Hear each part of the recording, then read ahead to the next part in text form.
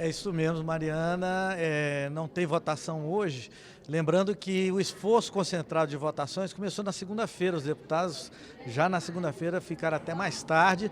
Votou-se muitos projetos, porque a ideia era encerrar a pauta de votações essa semana para deixar a semana que vem apenas para orçamento. E como a gente viu aí na matéria do Santiago, os destaques do novo marco do saneamento ficaram para a semana que vem. E como numa quinta-feira pela manhã não é um dia propício para se votar matérias polêmicas, esse marco do saneamento ele foi objeto de obstrução na semana passada, é um assunto com muita polêmica. Nós estamos aqui com dois deputados, vão comentar essa votação de ontem, o deputado Wildo Rocha, do MDB do Maranhão, e o deputado subtenente Gonzaga, do PDT de Minas Gerais. Vamos começar aqui com o deputado Wildo Rocha. Deputado, esse marco do saneamento realmente foi uma batalha, né? É verdade. Iniciou com uma medida provisória, né, no governo do presidente Temer. Essa medida provisória caducou, não conseguiu evoluir a sua votação no plenário, embora tenha sido aprovado na comissão. Depois foi reeditada. O governo atual do presidente Jair Bolsonaro também fez uma medida, ao invés de medida provisória, ele editou um projeto de lei. E esse projeto de lei, ele começou a tramitar aqui na Câmara, mas o Senado aprovou um projeto de lei do senador Tasso Gereissati e esse projeto veio para a Câmara. Só que o projeto do Executivo Federal ele era muito mais amplo e se resolveu dar prioridade a ele aqui. E isso foi feito. Houve um avanço através do relator, o Geninho, que avançou ainda mais. Agora, o novo marco legal de saneamento é necessário. É necessário porque hoje nós temos mais de 30 milhões de brasileiros que não têm acesso à água tratada. Mais de 100 milhões de brasileiros que não têm direito a saneamento. Convive diariamente várias crianças com o esgoto no quintal da sua casa. Isso acarreta profundamente a saúde pública do nosso país. E isso tem contribuído para a grande quantidade de morte de crianças e além de doenças que são constituídas através de veiculação hídrica. E isso tem que ser mudado. E nós não temos recurso público suficiente para zerar o déficit de saneamento básico que nós temos no nosso país. Para isso é que vem o novo marco. Esse novo marco legal do saneamento permite que a iniciativa privada possa entrar, mas o proprietário do serviço de saneamento continua sendo o município, conforme a Constituição Federal. Ele vai permitir que empresas privadas possam atuar. Agora, quem vai ditar a forma, a meta, como deve ser feito esse tipo de serviço é o próprio município. As tarifas, inclusive, vai ser tratadas no âmbito da Agência Nacional de Águas, a ANA. A ANA passa a ter essa atribuição. Por que a ANA? Porque a ANA tem muito mais estrutura, é uma agência que já tem uma experiência muito grande no trato da água e deve ser ela mesma responsável por tudo isso. Por isso que houve essa mudança. Logicamente, agora nós temos que dar mais estrutura à ANA para que a ANA possa fazer não só a fiscalização, mas também todo outro tipo de trabalho que é necessário fazer com relação à água. Mas há um avanço muito grande. Eu tenho certeza que a partir do próximo ano, já com a lei já em execução, nós vamos poder começar a poder oferecer para aquelas comunidades que ainda não têm água, ter água. Lá mesmo no Maranhão, a capital, São Luís, numa das praias que as edificações são mais caras, que é na península da Ponta da Areia, não tem água. Não tem água. E uma empresa pode se viabilizar para fornecer água potável, água de qualidade, nesses grandes prédios que tem lá em São Luís, assim como outras cidades do nosso país. Deputado subtenente Gonzaga, como é que seu partido e o senhor se posicionaram nessa votação? Qual é a visão do senhor? O senhor concorda com o deputado Wildo Rocha? Com o diagnóstico, sim, né? O diagnóstico é de que a crise de saneamento e a crise hídrica no Brasil precisa de uma solução. Tem uma questão básica nesse debate que é, para quem enxerga o saneamento e a água como um direito e para quem enxerga como um negócio. Para quem enxerga como direito, tem uma série de preocupações com esse texto do novo marco regulatório. Por quê? E nós ouvimos especialistas de todas as correntes e há uma grande preocupação com o tal do subsídio cruzado. No modelo atual, as empresas que não têm que gerar lucro, não têm que distribuir lucro, têm que ser superavitária, mas que não tem que gerar lucro, não tem que remunerar seus proprietários, ela pode arrecadar onde tem potencial de arrecadação e investir onde não tem potencial de arrecadação. Então, essa é uma grande preocupação. Se nós enxergarmos o saneamento e a água como negócio, as empresas privadas efetivamente só vão atuar onde gera lucro, né? Ontem houve até uma comparação no plenário que eu achei muito interessante, comparando com a telefonia. A telefonia tem concorrente, você pode migrar toda hora, agora tem portabilidade, você pode viver sem telefone. Agora, a água não, o saneamento não. Então você tem um risco de sair de um monopólio público para um monopólio privado e que, se não havendo concorrência, pode postergar por mais de 100 anos essa solução. Então, há uma grande preocupação nesse modelo e nós, o PDT, que enxerga o saneamento e a água como um direito, tende a dizer o seguinte: a solução não é esse novo marco onde só será explorado o serviço onde for rentável. Um exemplo são BRs, já tem concessionária devolvendo concessão de BR porque não deu lucro. Então, daqui a pouco, o grande risco é esse, nós temos concessões sendo devolvidas porque também não gera lucro. E nós sabemos, ouvimos especialista, por exemplo, o ex-presidente da Copasa, que é deputado aqui, dizendo o seguinte: em Minas Gerais, apenas 35 municípios são rentáveis do ponto de vista do saneamento e da água. Portanto, os outros todos dependem do subsídio. E, nessa perspectiva, nós não conseguimos enxergar que haverá de fato essa solução. Outro problema são os prazos que foram colocados, né? Os municípios terão até 2022 para formalizar contratos que a lei permitia que não fossem formalizados, né? As metas a serem atingidas pelas empresas públicas para que elas continuem no serviço sob pena de ter que licitar. Então, são condições que estão, de fato, favorecendo mais aqueles que querem investir e ganhar dinheiro com saneamento do que, de fato, para a população. E, nessa perspectiva, o PDT posicionou com cautela, não fugindo ao debate, porque ninguém, em sã consciência, ninguém com responsabilidade política vai fugir ao debate de que tentar resolver o problema do marco regulatório do saneamento. Mas, através desse texto, entendemos que é muito temerário negociar o direito do cidadão trocando por viabilizar negócio de algumas poucas empresas. A Comissão de Orçamento concluiu a votação dos relatórios setoriais, que é a penúltima etapa aí da votação do orçamento. Eu estive lá cobrindo, inclusive conversei com o deputado Hildo Rocha. Vamos ver o VT. Diante de todo exposto, voto no sentido que esta comissão mista: 1. Aprove o projeto de lei 22 de 2019, no que concerne a Agência Nacional de Vigilância Sanitária, Anvisa, Agência Nacional de Saúde Suplementar, ANS, e as unidades orçamentárias do Ministério da Saúde. Com a aprovação do relatório setorial da saúde, a Comissão de Orçamento concluiu a penúltima etapa antes da aprovação final da Lei Orçamentária para 2020. Diversos relatores setoriais manifestaram preocupação com as despesas que estão condicionadas à aprovação de créditos adicionais. Estão incluídas aí ações do Bolsa Família e da Polícia Federal. No ano que vem, será necessário, mais uma vez, emitir títulos públicos para cobrir despesas correntes, ferindo a regra de ouro. A saúde conseguiu ficar de fora. O recurso destinado à saúde estava quase todo já vinculado à aprovação futura de um PLN em relação à regra de ouro. A lei orçamentária anual estima as receitas e fixa as despesas públicas para o ano seguinte. Ela serve para o governo federal planejar melhor os seus gastos dentro dos limites da arrecadação. Veja as principais etapas desse processo. Primeiro, cada órgão do governo prepara uma proposta de orçamento para a sua área. O Ministério da Economia consolida essas propostas num projeto de lei orçamentária que é entregue ao Congresso até o final de agosto.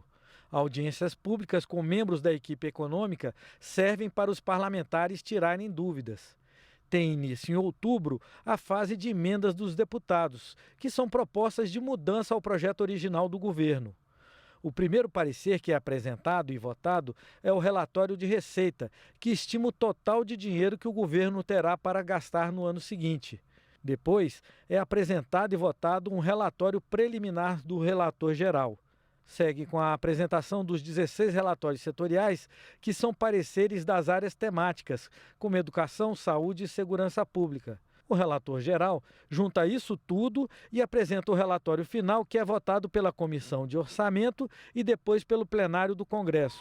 A votação do relatório final está marcada para a semana que vem. Se tudo correr bem, não tiver nenhum transtorno, na próxima terça-feira, quando votaremos na CMO o relatório final do relator geral, e aí então em seguida, ou na terça-feira ou na quarta, nós votaremos no Congresso Nacional.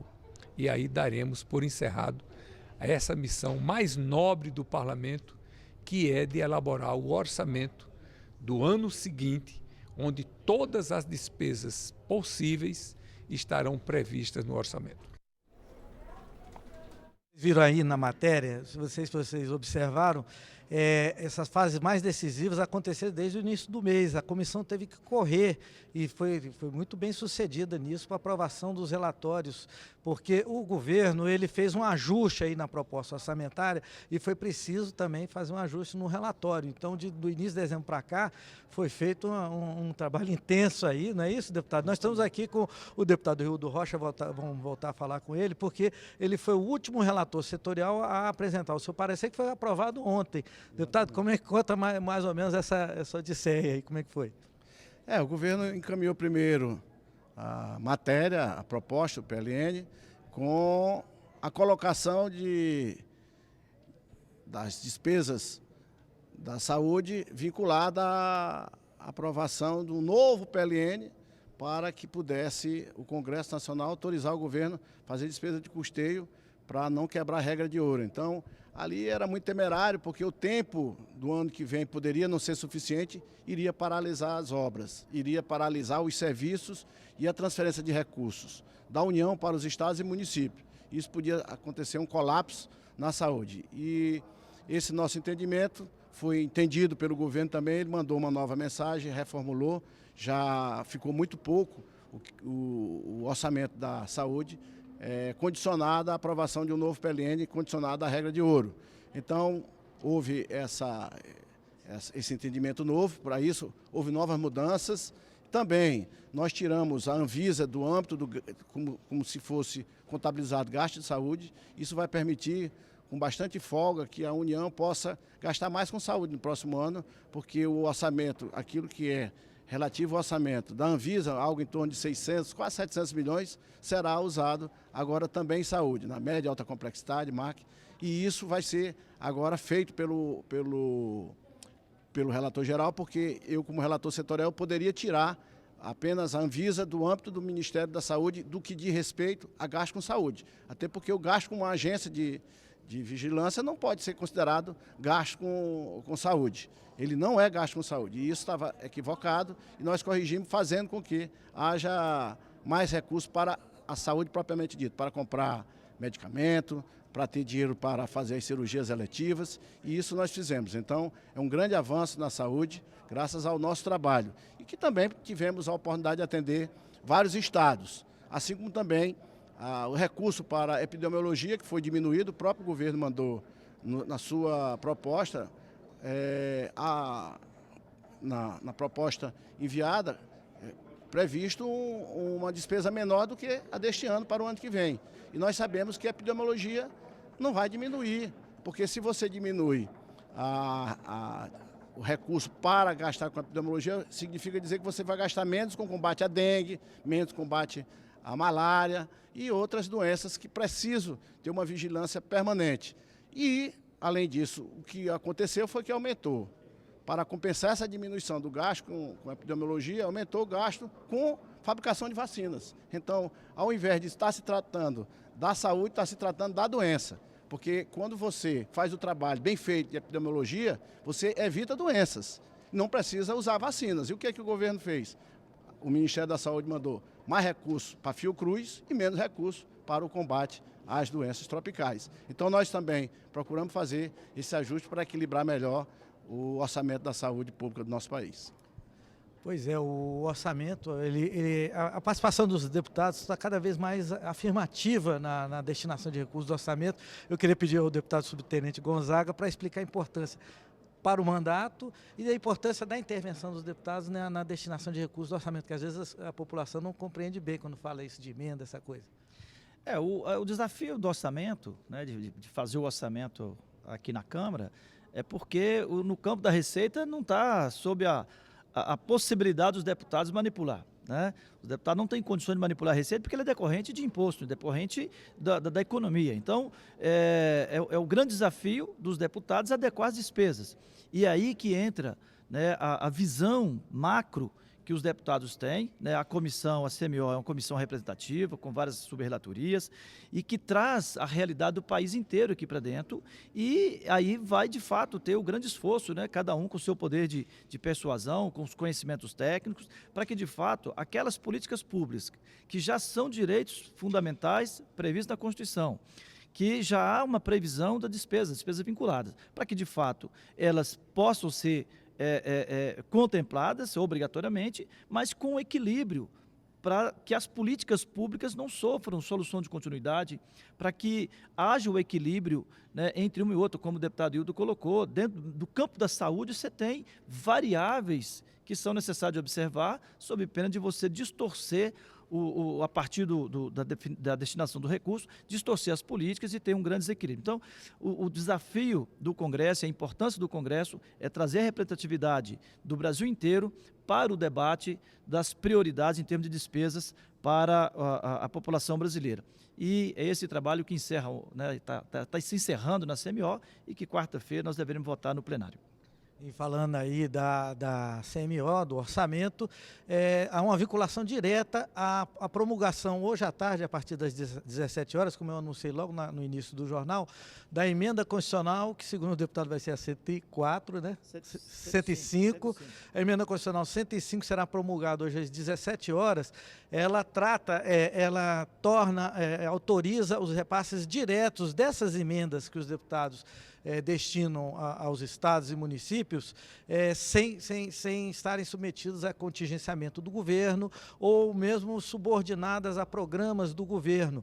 Essa emenda constitucional está sendo muito debatida, né, na sociedade, a imprensa noticiou bastante. Eu vou perguntar aqui para o deputado Hildo Rocha para ele explicar um pouquinho, porque as emendas dos deputados são 15,9 milhões de reais cada deputado, ele destina aos estados e municípios. Explica para a gente como é que é isso e qual a importância dessa emenda constitucional, se o senhor concorda com ela. Claro, concordo. Ela vem desburocratizar a tramitação e o uso de recursos públicos federais através de emendas impositivas individuais, porque ela só, no primeiro momento, o que a PEC possibilita é que as emendas individuais de deputados e senadores possam ser usadas, ao invés de ir para a Caixa Econômica, fazer todo aquele trabalho burocrático, demorado, fará diretamente da União para o município, sem nenhum intermediário. E tira também a fiscalização do âmbito do TCU, que hoje tem muita dificuldade de fazer essas fiscalizações. Eu sou da Comissão de Fiscalização e Controle da Câmara e vejo o TCU com poucas pessoas, com pouco estrutura para fazer essa fiscalização. Agora essa fiscalização vai ficar no âmbito dos tribunais de contas dos estados e também da Câmara Federal, do Senado, do Congresso Nacional e também dos vereadores, que vão estar lá mais próximo, fiscalizando o uso desse dinheiro. E esse dinheiro vai ser possível usar ele no próprio ano em que a emenda foi destinada. Ou seja, se a emenda foi destinada para o ano de 2020, que é o caso agora, ela será usada no ano de 2020. Eu tenho emenda que eu coloquei no ano de 2015. Até hoje não foi executada. Ou seja, já tem 4 anos, não foi executado por causa da burocracia. Além de tornar isso muito mais caro. E nós temos que acreditar no cidadão. Nós temos que confiar no povo brasileiro. Que o povo brasileiro é honesto, o povo brasileiro sabe fazer a administração pública funcionar melhor. Então nós temos que dar um crédito para o próprio povo brasileiro. Porque essa grande desconfiança. Se alguém cometer algum ilícito, algo errado, vai ter fiscalização e vai ser punido. Mas que você vai poder acelerar a tramitação, a execução desse orçamento, você vai poder fazer isso rapidamente. E a população precisa, espera. Muitas das vezes nós colocamos esse que eu estou falando de 2015, e não é caso isolado, tem outros. um recurso para fazer um poço artesiano. A população está lá esperando a água desde 2015, para ser furado o poço, instalado os canos, a caixa d'água, ou seja, o sistema completo. E até agora nada, está 4 anos. Com isso, com essa atitude agora, eu vou chegar para o prefeito e dizer, prefeito, eu estou encaminhando R$300 mil direto do orçamento da União para você fazer um poço.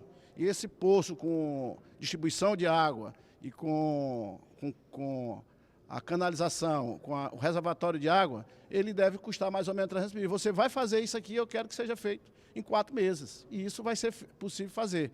Do jeito que está hoje, é muito difícil. Além do que tem que se pagar tarifas para quem intermedia isso aí, que no caso, geralmente, é a Caixa Econômica Federal. E assim também a Caixa Econômica Federal vai fazer com que muitos servidores dele, dos funcionários da Caixa, que hoje estão nesse serviço, vão poder fazer outra atividade mais pertinente à Caixa Econômica ou outro banco, o Banco do Brasil, por exemplo. Então, isso é muito bom. Agora, não pode ser toda a destinação do recurso do parlamentar, porque a metade tem que ir para o Fundo Nacional de Saúde, então para o FNS. É só a metade, a outra metade sim, o deputado pode, se ele quiser, mandar diretamente. Ou então, se ele não tiver confiança no prefeito, ele pode continuar botando pelo Ministério, ou o Ministério do Desenvolvimento Regional, Ministério da Agricultura, Ministério da Educação, fazer um posto de saúde, ele pode mandar pelo Ministério da Saúde. Agora, se ele entender que o prefeito tem a capacidade, tem condições de fazer um posto de saúde com R$300 mil, ele mandar os R$300 mil, pronto, acabou. Pois é, já no orçamento deste ano já estão previstas essas regras, 140 ou 144 deputados, como o deputado Hildo Rocha, já apresentaram emendas considerando essa nova regra. Vamos ver aqui que o deputado subtenente Gonzaga, o senhor também apresentou emendas com esse viés aí de destinação direta. E qual a sua opinião sobre essa emenda, senhor? Eu não apresentei esse ano, mas compreendo que é uma medida necessária. É uma medida de eficientização. Né? O deputado Hildo Rocha já colocou, você faz uma destinação para recuperar uma escola lá no interior de Minas Gerais. Esse recurso vai para o FNDE, que depois vai para a Secretaria da Educação. A Secretaria de Educação não tem condições de executar a obra, ela vai terceirizar para outro órgão do Estado. E por ser verba federal, ela não pode nem executar na forma, vou falar de Minas Gerais, que tem um mecanismo que a Secretaria dialoga diretamente com a escola, com a Caixa Escolar, e a Caixa Escolar executa a obra. Por ser obra federal, ela tem que passar para um outro órgão do Estado, para a CETOP, lá para poder executar. Praticamente impossível. Então é uma medida de eficiência. É uma medida que vai reduzir o custo do dinheiro. A Caixa Econômica Federal consome em torno de 10% do recurso para fazer a gestão desse recurso.